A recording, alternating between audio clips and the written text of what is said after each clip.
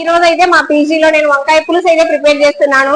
మా వంకాయ పులుసుకు వచ్చేసి నేను ఎటువంటి ఉల్లిపాయలు గాని వెల్లుల్లిపాయలు గాని లేకుండా ఓన్లీ టమాటోస్ తో వంకాయ పులుసు ఎలా రెడీ చేసుకోవాలో వీడియోలోకి వెళ్ళి చూద్దాము.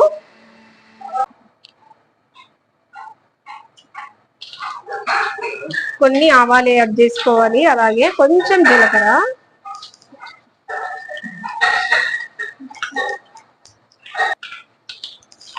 కొంచెం కరివేపాకు యాడ్ చేసుకోవాలి, కొన్ని గ్రీన్ చిల్లీ యాడ్ చేసుకోవాలి, కొన్ని టమాటాస్ యాడ్ చేసుకొని మిక్స్ అయితే చేసుకోవాలి మంచిగా. కొంచెం పసుపు యాడ్ చేసుకోవాలి, కొంచెం సాల్ట్ యాడ్ చేసుకోవాలి, కొంచెం కారం పొడి యాడ్ చేయాలి. అన్ని యాడ్ చేసుకున్న తర్వాత బాగా మిక్స్ అయితే చేసుకోవాలి మనము. చూడండి, మిక్స్ చేసిన తర్వాత మనకి ఇలా అయితే కొంచెం టమాటా మగ్గిపోయింది కదా. ఇప్పుడైతే మనము వంకాయలు యాడ్ చేసుకోవాలి, మిక్స్ చేసుకోవాలి. మా పీజీకి అయితే ఇన్ని వంకాయలు అయితే కావాలి.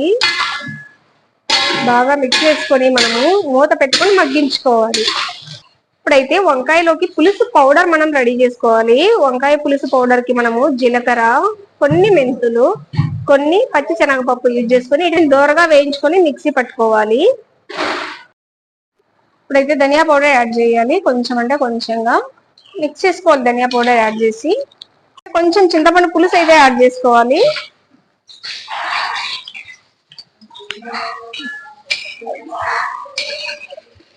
యాడ్ చేసుకొని మిక్స్ చేసుకోవాలి. పులుసు పౌడర్ అయితే వేయించుకొని తెచ్చుకున్నాను మిక్సీ చేసి. దీనికి మనం ఇలా యాడ్ చేయాలి వంకాయకి.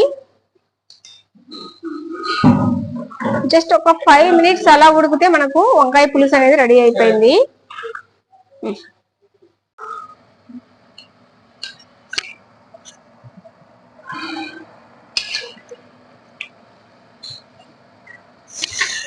ఫైనల్ గా వంకాయ పులుసు రెడీ అయిపోయింది. కొత్తిమీరతో గార్నిషింగ్ కూడా అయిపోయింది. బాగుంటుంది, మీరు కూడా ఒకసారి ట్రై చేయొచ్చు. ఎలా ఉంది నేను చేసిన పులుసు అనేది టేస్ట్ చూసి చెప్తాను మీకు. చాలా బాగుంది, తింటే పొట్ట హాయిగా ఉంటది. ఎందుకంటే మనం ఇంట్లో చేసిన పౌడర్ తోనే కదా మనం చేసుకున్నది పులుసు వచ్చేసి.